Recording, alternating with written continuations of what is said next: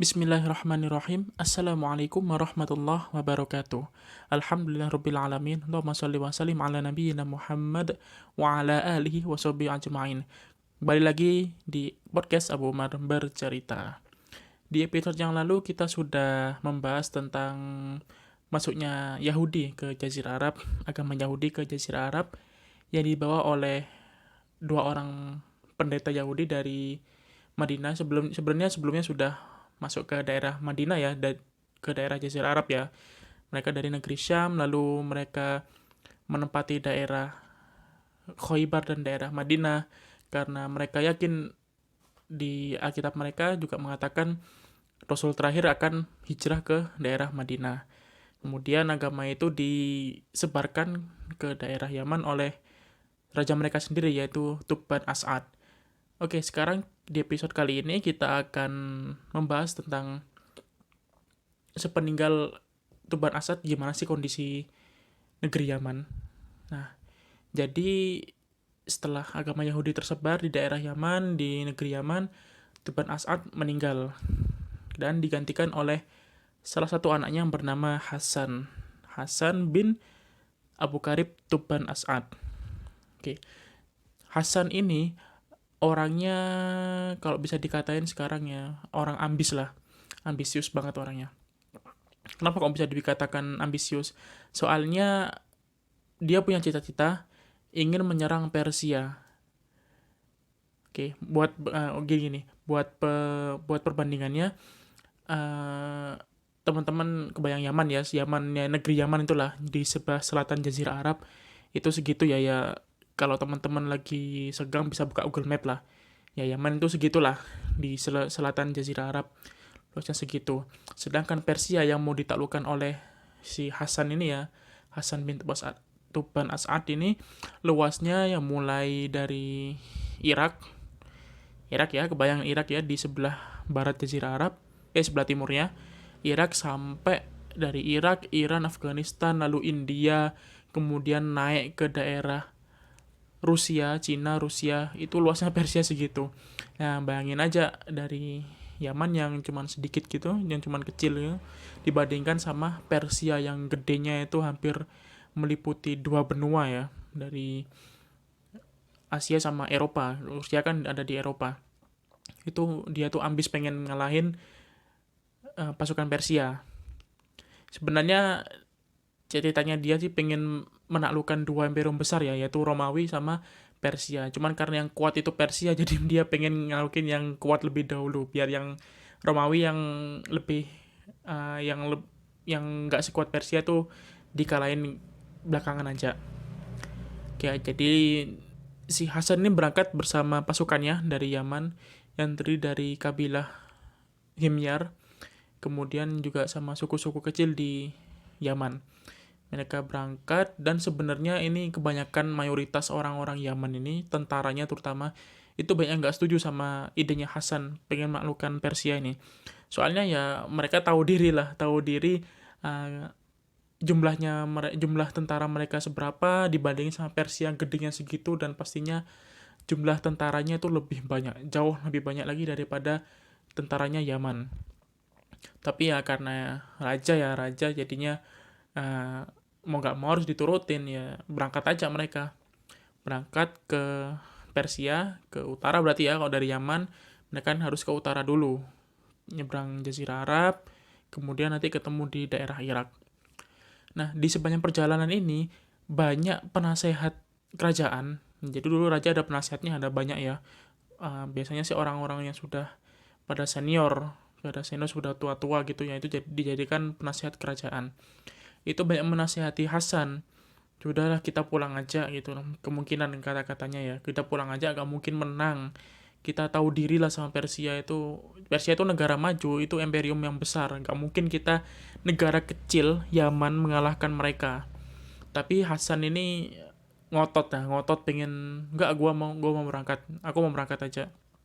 Nah, ketika sampai di wilayah Bahrain, atau ada juga yang bilang Irak sih, tapi kita ya Bahrain aja lah, Bahrain, kita ambil pendapat yang Bahrain. Itu mereka ngecamp dan mereka itu mulai mogok gak mau berangkat. mogok, nggak mau menerusin perjalanan ke Persia.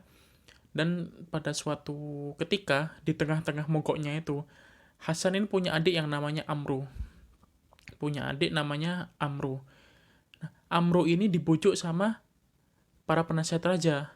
Coba kamu bilang ke kakakmu, ayo kita pulang aja, nggak usah nerusin perjalanan.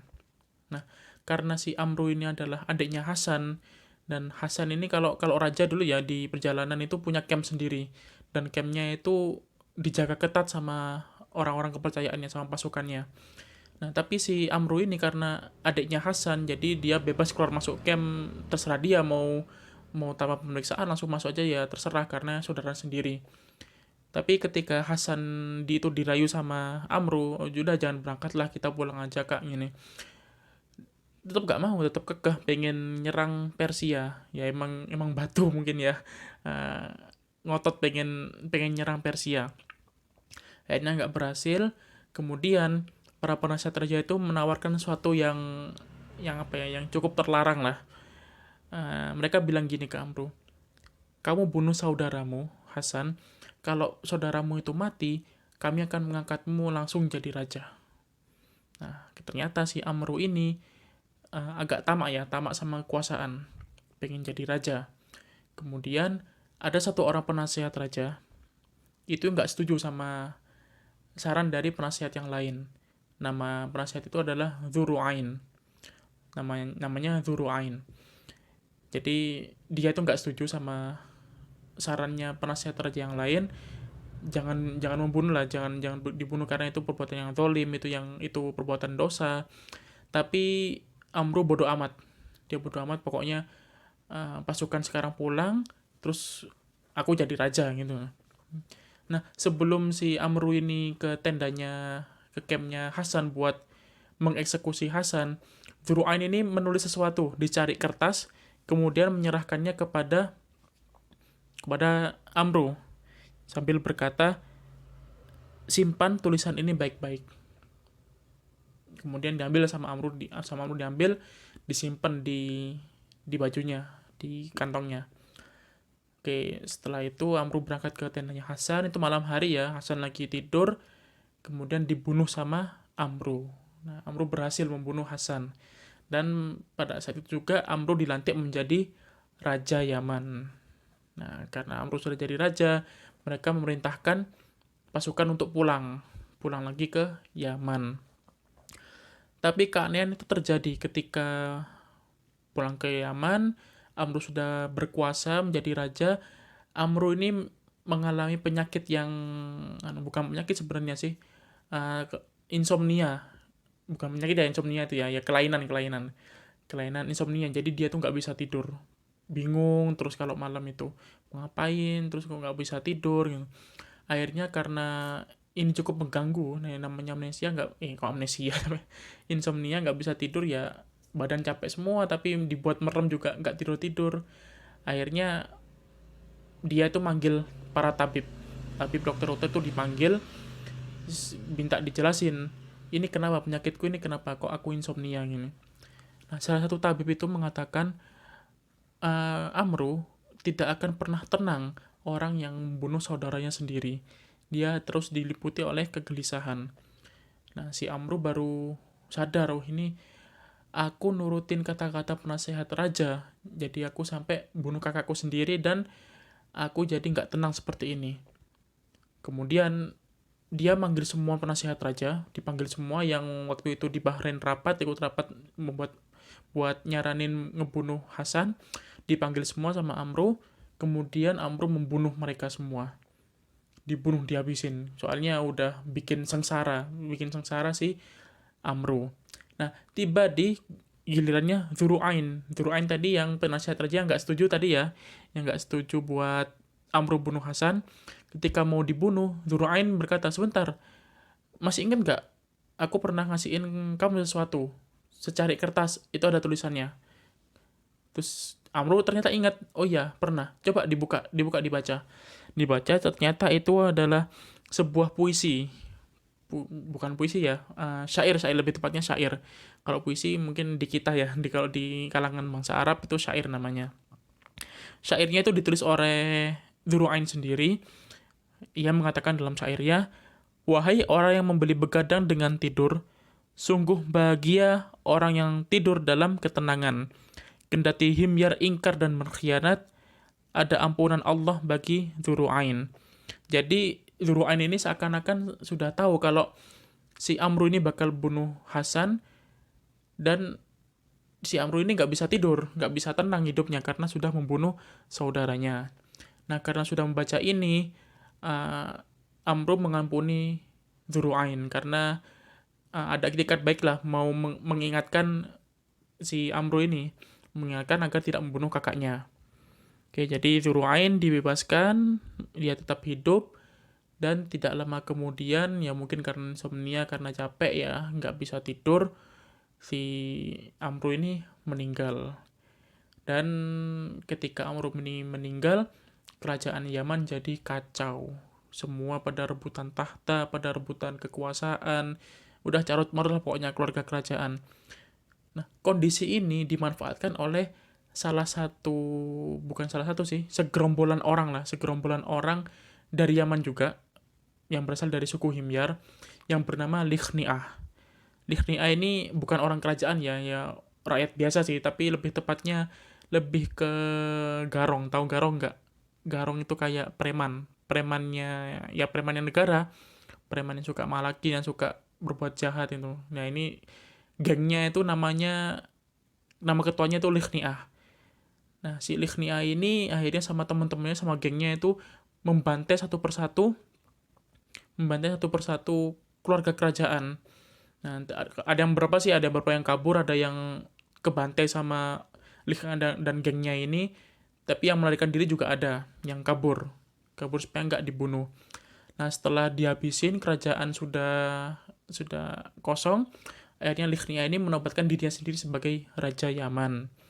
Nah, mulai saat itu, Likhni'ah menjadi Raja Yaman, dan para teman-temannya ini, gengnya ini jadikan ya anak buahnya raja, jadi apa ya, centengnya raja lah. Nah, Likhni'ah ini orang yang orang yang suka berbuat kerusakan, yang semena-mena sama rakyatnya. Ya wajar aja kan, sebelumnya kan dia kan garong, dia kan preman. Jadi ya begitu dikasih kekuasaan ya tambah menjadi-jadi. Suka ngambilin hartanya orang, suka ngerebut istri orang dan lain sebagainya. Setelah berapa tahun, ternyata di anggota kerajaan, di keluarga kerajaan ini masih ada satu orang yang hidup dari anaknya Tuban As'ad, yaitu bernama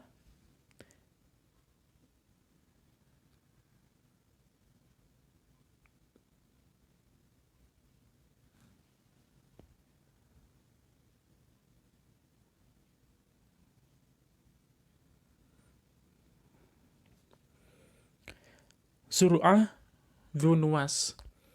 Nah, jadi namanya si anak ini adalah Zur'ah Dzunuwas. Nah, si anak ini waktu Hasan itu dibunuh sama Amru, dia sudah ada, tapi masih kecil. Masih kecil, masih bocah gitu. Nah, ketika si Likhni'ah ini berkuasa, dia sudah cukup dewasa, cukup dewasa lah, jadi pemuda.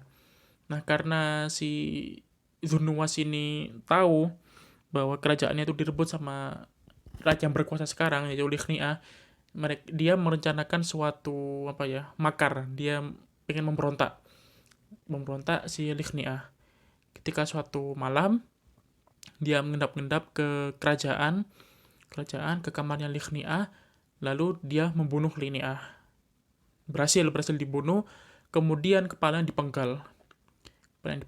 Dibawa keluar kerajaan, dilemparkan kepala itu. Orang-orang Yaman yang istilahnya tertekan sama pemerintahnya Likhni'ah itu pada senang semua karena Likhni'ah sudah mati.